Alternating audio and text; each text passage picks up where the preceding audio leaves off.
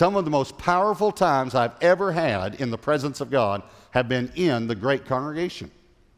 During worship, like just a moment ago when we were just singing and worshiping God, many times in worship, I like to get on my knees. And I like to just soak up the presence of God. And I want to tell you about one of those times.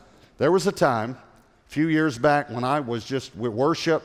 We were worshiping, and the presence of God was so strong, and I just knelt down, and I just felt like just putting my face down to the floor, and all of a sudden, I could just see something in my mind. And this is what an encounter with God can be like. I saw this great hall, like a banquet hall, from the old days. And when I say the old days, I mean like thousands of years ago. And I could see people dancing and celebrating and food, going there. And I could see at the end of the hall was the king. And I knew it was Jesus on his throne, and he was huge. I can't even tell you how big he was.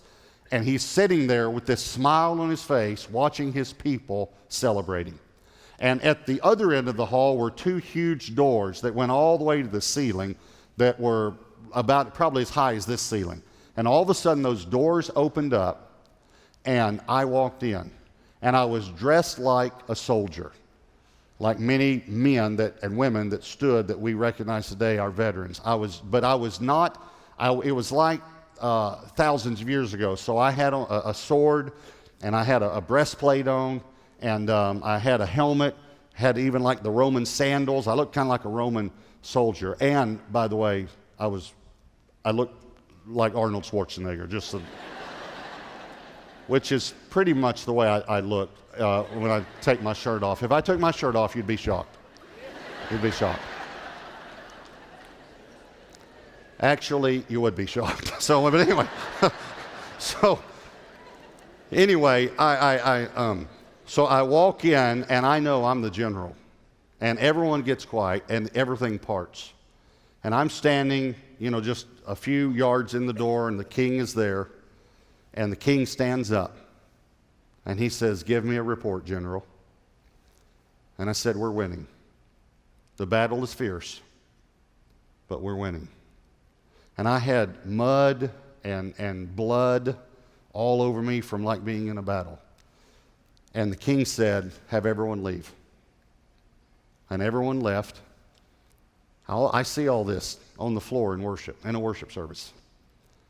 And everyone left, and they closed those great big doors. And when they closed those big doors, the king took his crown off. And I took my helmet off. And then he took his robe off, and I took my armor off. And then he laid down his scepter, and I laid down my sword. And then he held his arms out and said, "Come here, son. Come here." And I ran, and I jumped in his lap, and he held me in his lap. And it was like a great big man holding a 2-year-old. That was the size. It was as if he were 15 or 20 feet tall. And I was just real small, like a child, real small child in his lap. And immediately, I just went to sleep. And he started stroking my hair. And then this big scar was on my arm. And he kind of looked at it, and he reached over, and he took his hand. And as he moved his hand, it was a scar on one side, and it was new skin on the other side.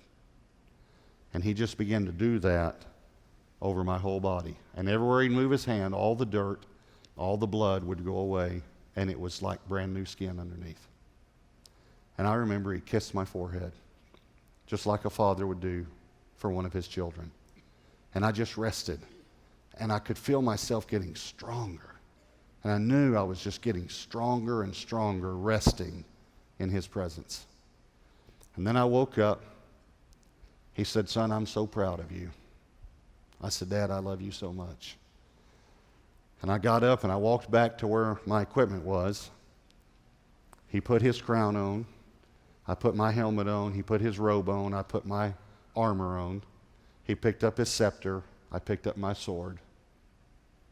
And the doors opened. And everyone came back in. And now they're looking because I don't have any blood on me anymore. I don't have any mud. Totally different. And I can hear them saying, "No one knows what happens when the doors close. No one knows when they're alone what happens. No one knows." Then he held his scepter out, He said, "Go back to the battle, General." I said, "Yes, my king." And then he winked at me. And I thought, nobody knows that I'm just his kid. They all see me as a general.